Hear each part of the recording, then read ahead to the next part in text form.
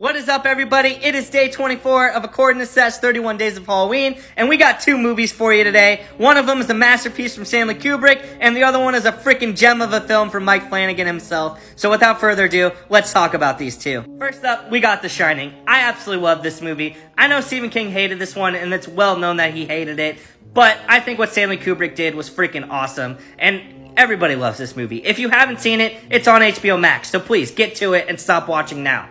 Essentially what it's about is you got Jack Nicholson, aka Jack Torrance. Him and his family go stay at this place called the Overlook Hotel, and you find out that the last caretaker murdered his family, and I think you can guess where this is going. You also find out that Jack Nicholson's son, Danny Torrance, has this gift called the Shine, where he can basically speak to people telekinetically. I think that's the right word, kind of like Charles Xavier. He can read their minds and stuff. And from there, the imagery that Stanley Kubrick uses, the score, all of it, the cinematography, it's fantastic. From the freaking "here's Johnny" scene, it's super memorable, to the twins, which honestly is the one scene that stuck with me, and you'll know what I'm talking about when you see it, because honestly, I think it was like the first creepy thing in that movie. Come play with us, Danny. Like, no, don't go play with him. Get out of there. All in all, I can't recommend this movie enough. It's fantastic. Go check it out on HBO Max, and let's talk about movie number 2.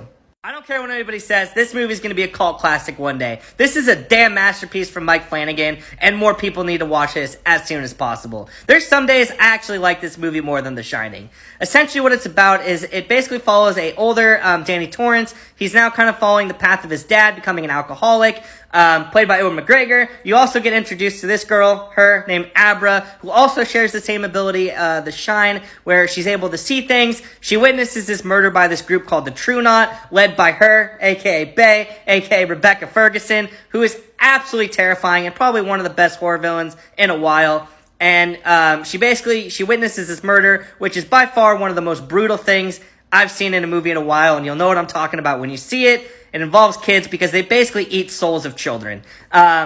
And from there, this movie goes wild. It's like a story of redemption, the cinematography that they use, the score. Mike Flanagan, like I said, crushed this. There's one scene that involves astral projection and skin being peeled off. It is gruesome. I can't recommend this one enough. Please go watch this on HBO Max.